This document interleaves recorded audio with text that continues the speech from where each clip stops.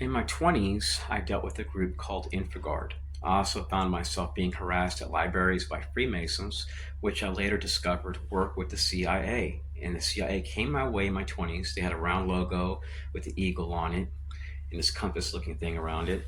They came to a school, they came to libraries. I was harassed on the road. Always, upon passing a naval base to go to a community college, I had to cross this bridge.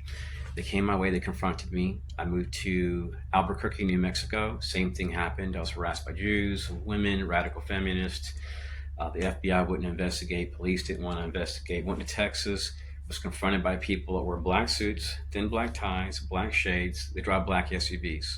They harassed me in school, where I shopped at. They use DHS resources. They use veterans. They use Masons. They use radical feminists, LGBT, transgender, diversity and inclusion. Now I'm back in Florida, but I'm in Central Florida. When I left Florida in 2014, I was living in Northern Florida. So I have traveled across this country hoping to beat this, and I've gone on vacations to like Killeen, Texas, Dallas, Savannah, Georgia, looking for places where I can live. And I'll tell you, from what I've gathered, you never want to live nearby a base.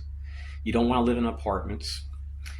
You want to avoid places that have a lot of Freemasons, a lot of veterans groups, because they'll be the first ones to come your way. When you do research on their sites, you'll find out they are a partner to the CIA and National Security Agency.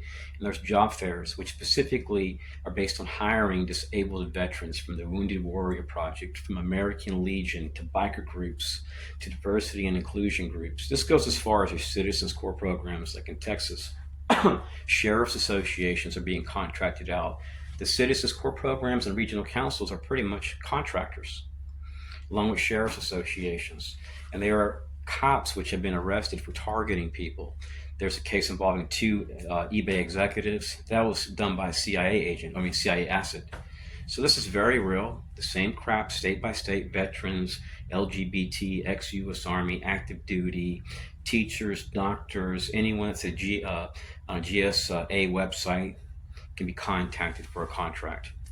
There are cases where whistleblowers have experienced this in their neighborhoods, where they shop, where they eat, where they walk. If they're harassed at one park, they may go to another place. Let me give you an example. I was harassed at a park here, went to police. So went to Hidden Waters Preserve in Estes, Florida, was harassed there.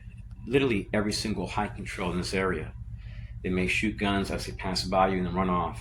They want to freak you out and keep you in a state where you feel constantly afraid and annoyed. Just ignore them, save money up, look at leaving this country. God bless. Peace.